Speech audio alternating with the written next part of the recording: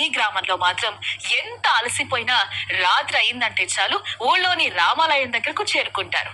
మద్యం ముట్టరు, ఊరంతా కలిసి కబుర్లు చెప్పుకుంటారు.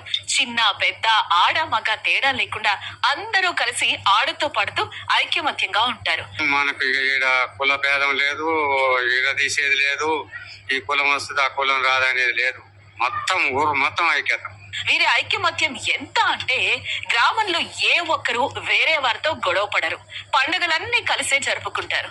గ్రామంలో 3 ఏళ్ల కిందట కొత్తగా రామాలయాన్ని గ్రామస్తులే నిర్మించుకున్నారు. ఆ ఊర్లో మేము చిన్న మోతాదు ఉన్నప్పుడు చిన్న గుడి ఉండే రామాలయం. మనం పెద్ద గుడి కట్టుకోవాలని ఊరూర తిరిగి ఎట్ల బండ్లతో పోయినాం. అయితే ఇప్పుడున్న రామాలయం గుడి మోతాదు గుడి అది కట్టుకుంటే అప్పటి నుంచి భజన నేర్చుకున్నాం మేము. ఆ గ్రామం వాళ్ళు కాకుండా వేరే దాతలు ఎంత డబ్బిస్తామన్నా కూడా వద్దని చెప్పారు.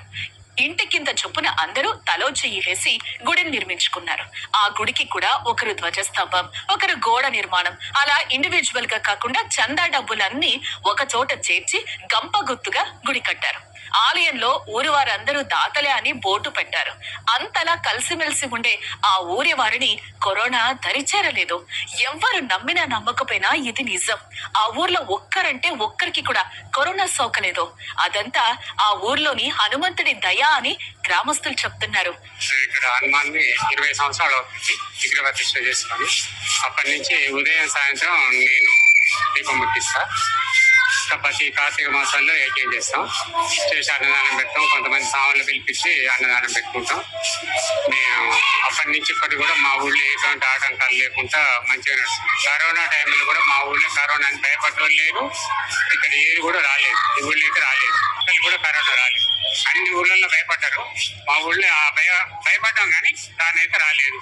మేము లాస్ట్ అనుకున్నాం మనకి ఇది తప్ప హనుమాన్ తప్ప మనకు రక్షించినోడు ఎవరు లేరు. ఇక శ్రీరామనవమి, వినాయక చవితి పండగొస్తే పట్టణాలు సిటీల్లో ఉండే ఆ గ్రామానికి చెందిన ప్రతి ఒక్కరూ ఊరు చేరాల్సిందే. 9 రోజులు పూజ చేయాల్సిందే. ఊరంతా ఒక్కటే విగ్రహం పెడతారు. మా ఊర్లో ఇదే కాకుండా వినాయక చవితి కూడా ఊరు మొత్తం ఒకటే వినాయకుడు. అందరం కలిసి కట్టుగా ఉండి నిమజ్జనం కూడా అందరం కలిసి ఆ రోజు అందరూ పనులు పని చేసుకుని నిమజ్జనానికి అందరూ పాల్గొంటారు. నిమజ్జనం అంగరంగ వైభవంగా చేస్తారు. అంతేకాదు రాత్రిపూట భజన, కోలాటం చేసేందుకు వచ్చే వారికి రోజుకు ఒకరు చొప్పున అందరికీ పలహారం తెస్తారు. కులమత భేదాలనేవి ఆ గ్రామంలో ఉండవు.